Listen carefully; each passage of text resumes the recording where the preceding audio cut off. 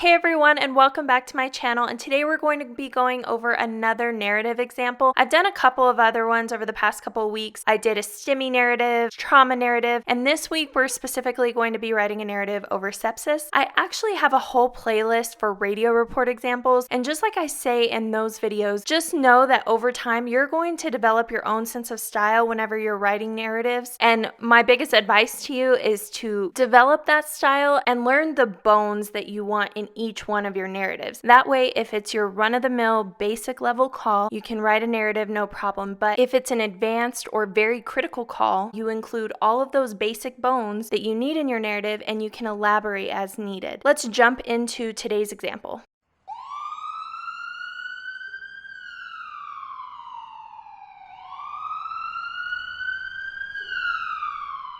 Taking a look at the dispatch section, just a heads up, I try to include everything from the moment that we were toned out to the moment that I lay eyes on the patient. So it tends to get pretty detailed. So taking a look at this, in the first sentence, I always include where I am, where I'm going, the reference, and the age and the gender of the patients. Atlanta's Fire Station number 1 is dispatched to 123 North Appleton in reference to a 48-year-old female with a complaint of feeling sick and weak. Dispatch advises to respond code 3 due to reported weakness. Now, this may vary area to area, but in my area, if the patient is weak, dizzy, chest pain, difficulty breathing, all these call for a code 3 response. Medic 1 responds code 3 with 3 personnel. I like to include the personnel, including myself, in the parentheses. That way we always know who was on that call. While en route, dispatch advises that the reporting party is the patient's daughter, and she is advising that the patient is unconscious but appears to be breathing. So this is just further information that dispatch has advised us of. We know that when we get on scene, we're probably going to be met by her daughter. Upon the arrival of EMS, the RP is outside the residence and flagging down EMS. The RP, reporting party, leads EMS into the living room of the residence. The patient is found on the sofa in the sitting position and appears to be unconscious. I like to put whatever position I find the patient in and my general impression. The patient is not alert to verbal stimuli. She is breathing, but her skin is noted to be extremely pale. The carotid pulse is present and rapid, but EMS is unable to palpate a radial pulse. So from there, I've given you all that info, and now I can jump right into my chief complaint. The chief complaint is going to be feeling sick, back and flank pain, and overall weakness. After chief complaint, we go straight into the history, and the history contains our ample and occasionally contains our OPQRST. She is not allergic to anything. The only medication she takes is Azo, which, if you don't know, that's a urinary tract supplement for a current urinary tract infection. Past medical history, none aside from an occasional urinary tract infection. Her last oral intake was the day prior, and the events leading up to. It's so important to get this information. The patient's daughter stated that her mother had been having mild UTI symptoms like painful and frequent urination and blood in the urine for the last approximately 12 days. However, her daughter stated it got progressively worse over the last 3 days with a fever on and off. She refused to go to the doctor, stating that she would just drink water and take Azo for the UTI, and today she woke up and was having periods of unresponsiveness. Her daughter then called 911. So this gives us a really good background and actually kind of makes our mind start thinking this lady could really have an infection that has just gone on too long. Okay, taking a look at the assessment section, just a heads up, I typically start off with the mental status first or responsiveness, and then I go into ABCs. But in a critical call, sometimes you just don't go in that order. So you'll kind of see how I've elaborated a bit when needed. Patient is not alert or oriented of person, place, time, and event initially. So me saying initially, that probably means it's going to change throughout transport. An NPA is placed and 15 liters per minute of oxygen is applied via a non-rebreather. As the patient is lifted and moved to the gurney, the patient becomes somewhat more responsive. So there you go. The patient is starting to come around. EMS explains what is happening and the patient agrees that she should go to the hospital. If a patient is alert and oriented, we cannot take them against their will. It's kidnapping. So we need the patient to kind of give us permission to take her to the hospital. Patient's airway appears to be patent with no obvious obstructions or excessive secretions. The patient's breathing appears to be slightly rapid and shallow, but she's able to speak in full sentences with ease. The patient is secured onto the gurney and is answering questions appropriately, however, is noted to be sluggish in her responses or slow in her responses. The patient's circulation appears to be poor as the skin is pale, her extremities are cold to the touch, and her core is notably warm. A radial pulse is unable to be palpated. Temperature is noted to be 101.7. Now now we're talking fever, we're talking shunting because there are no radial pulses, and a blood glucose level is noted to be 98. A head-to-toe assessment is performed, and no injuries or other abnormalities are noted. Pupils are noted to be equal, round, and a little slow to react. The patient begins to behave restless and anxious, and she states, "I feel like I'm sinking." The patient then goes into an unresponsive state once again. An initial set of vitals are obtained and are as follows. We have a blood pressure of 39/19, a heart rate of 142, SpO2 of 95% on 15 liters per minute of oxygen, and an end-tidal of 31. A manual blood pressure is taken in order to rule out an inaccuracy with the first blood pressure taken by the cardiac monitor, and it is noted to be 46/22. The cardiac monitor isn't always accurate whenever it comes to the blood pressure. One of the EMTs went ahead and took a manual blood pressure and got something in the same general range, so it's probably pretty accurate. At this time, shock is suspected due to the patient's complaint, which was a UTI going on for approximately 2 weeks, and the vitals that have been obtained. Shock management is now initiated. Hopefully from this assessment you get a better idea head to toe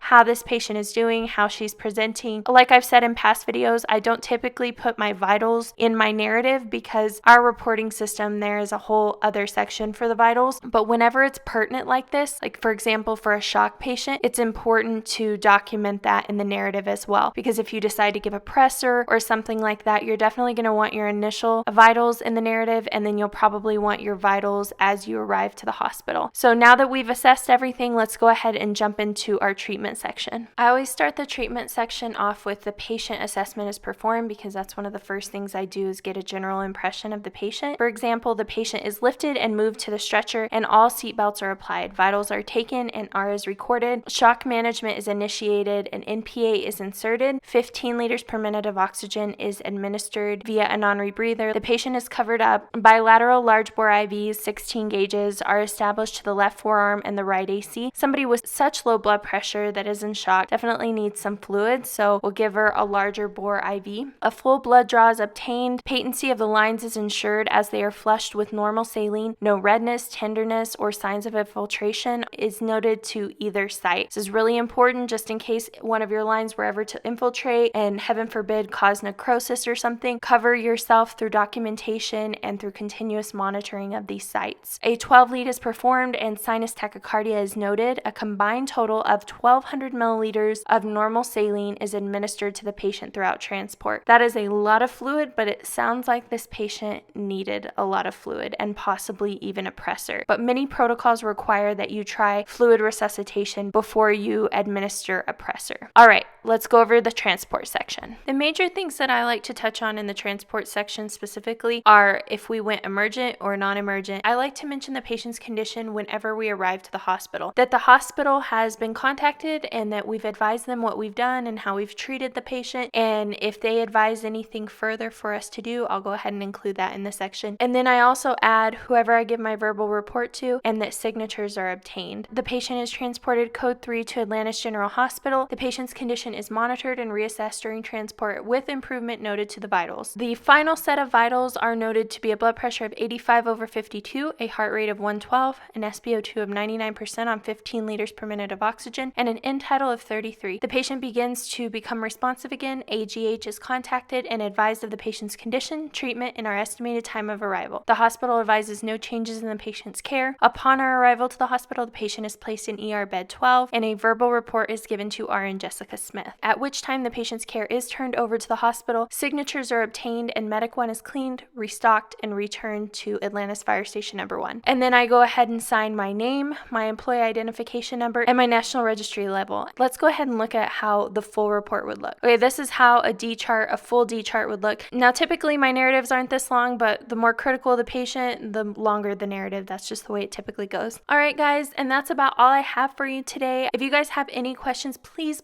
feel free to comment them down below. And if you have any suggestions for future narrative examples, make sure to comment those down below too. Thank you guys so much for watching, and I will see you next week. Bye.